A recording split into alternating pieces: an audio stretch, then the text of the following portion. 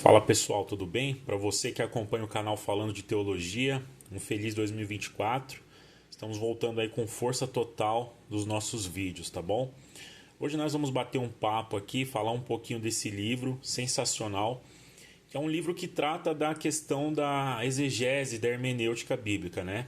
É o livro História da Interpretação Bíblica, do autor Gerald Bray, das edições Vida Nova, tá?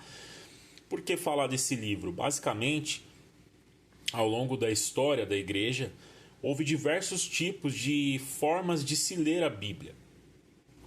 Para muita gente, a Bíblia ela sempre foi lida do mesmo jeito, né? A Bíblia sempre foi lida da mesma maneira, mas isso é um fato que não é verdade. Ao longo das eras, desde os primeiros séculos, nós tivemos alterações nas formas como a Bíblia foi lida e como ela foi interpretada. Nós temos aqui na contracapa algumas informações sobre esse livro. O passado e o presente da interpretação bíblica numa obra singular. E aí inicia aqui, Gerald Bray inicia a obra com os conceitos básicos da interpretação bíblica que se mantiveram constantes na igreja ao longo das diferentes eras.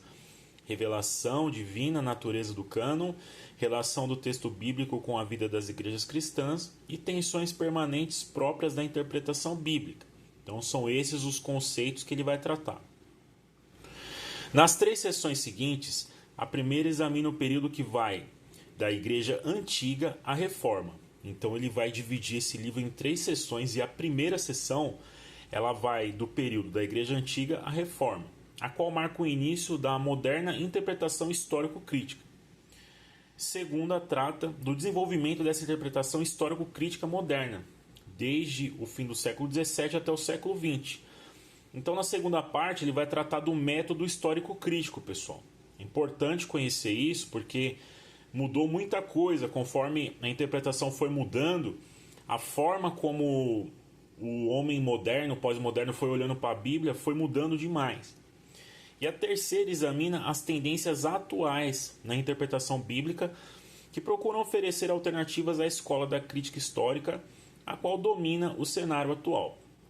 Então esse livro está dividido em 3 partes e eu vou abrir para vocês darem uma olhada por dentro, se você tem interesse em comprar ou já ouviu falar, tá? Eu vou dar uma olhada rápida aqui com você no índice, tá? Para você poder entender do que se trata esse livro. Temos aqui a folha de contracapa e aqui começa o livro.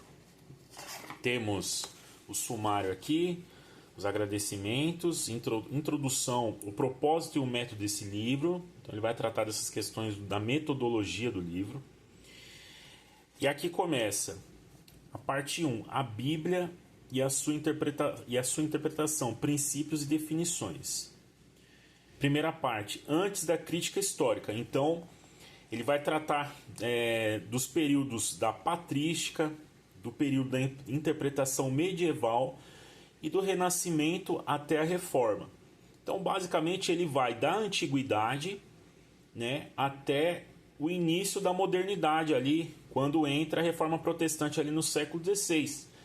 Nós sabemos ali pela história que aí na época da Reforma, no advento da modernidade, que é causado por vários fatores como o renascimento cultural, né, a passagem do feudalismo ali para o mercantilismo. Então, a interpretação ela tem uma mudança do início até a Reforma.